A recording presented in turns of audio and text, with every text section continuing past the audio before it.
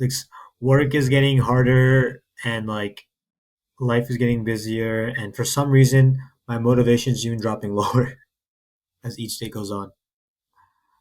At at work or for this podcast or in general?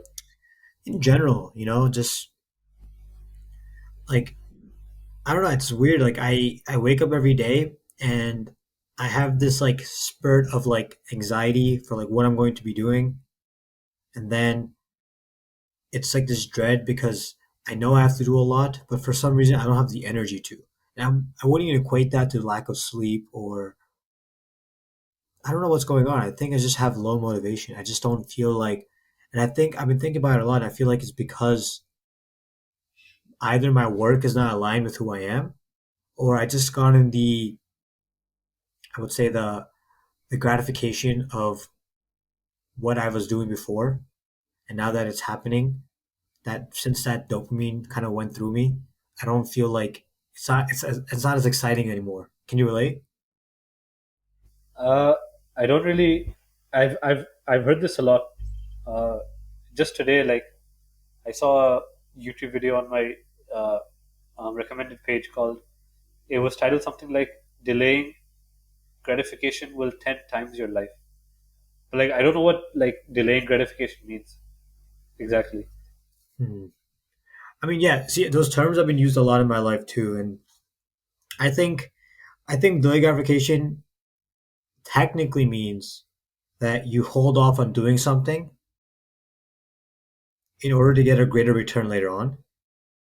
But the way I'm talking about, the way I would feel delayed gratification applies to me, and I feel like it could apply to a lot of people, is I think when you set out to do something, I think in your mind you should also have the mindset that this is going to be a long journey, or this is going to be a journey. And I think when we start a project, like when you started your podcast, or when you started thinking about the podcast, how excited were you? Bro, don't even ask me. I was like, okay, I wasn't excited. I wasn't nervous either. I was just like, I was motivated to do a lot of things, but then Right? I didn't realize how much work it would actually be juggling a full time job with uh, family and friends responsibilities, with podcasting, with editing. A lot goes into this, which I did not foresee when I was like starting this. It's crazy. So how do you say you feel now in comparison to how you felt right before you started your podcast?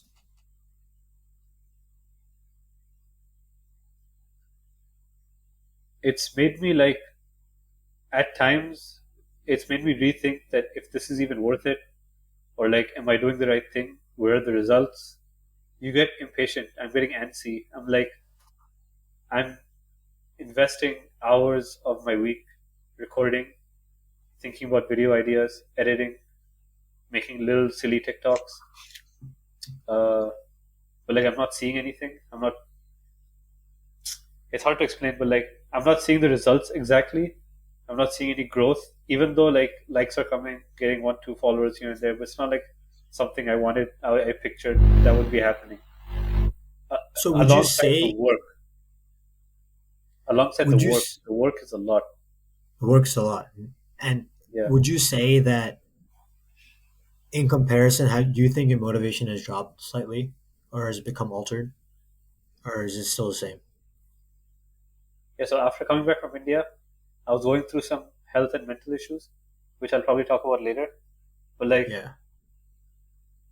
it was coupling the fact that I was getting demotivated purely, purely because of the work that's needed after you record the episode. Because there's a lot that goes into post producing it, creating thumbnails for YouTube. Then, if I wanna, because what I've realized is being a podcaster or like a content creator is not just making the video and then uploading it. Like you have to be like a distributor of your own self. So like how you decide to chop it up, how you decide to edit after recording, where you're gonna post, if that post is gonna be relevant towards the social platform. Like for example, I've been re-uploading my TikToks on my Twitter, but they don't hit the same as like regular 100-character tweets. So I have to re-strategize like how I'm using Twitter and how I can reposition my videos to get better results on Twitter. So just researching a lot about like how platforms work, what kind of videos hit. LinkedIn, for example, LinkedIn is more of a professional like platform. So when I talk about One Piece, I definitely cannot upload my One Piece stuff on LinkedIn. Otherwise, like that, that kind of stuff won't work on LinkedIn. And like I noticed right now, like when I posted the YouTube link for our last episode, it wasn't like a episode about startups or like founders or like industries.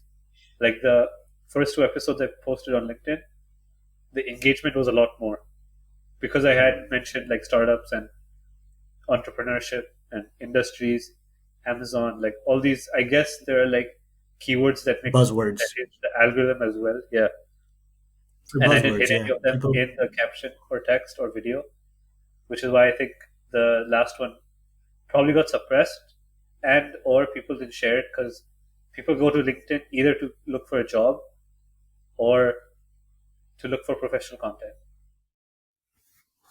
yeah, so in summation, what I feel like you're saying is that you started this project with a lot of excitement and a lot of motivation, and after starting the journey, not seeing the results, you feel like your motivation slightly has probably waned.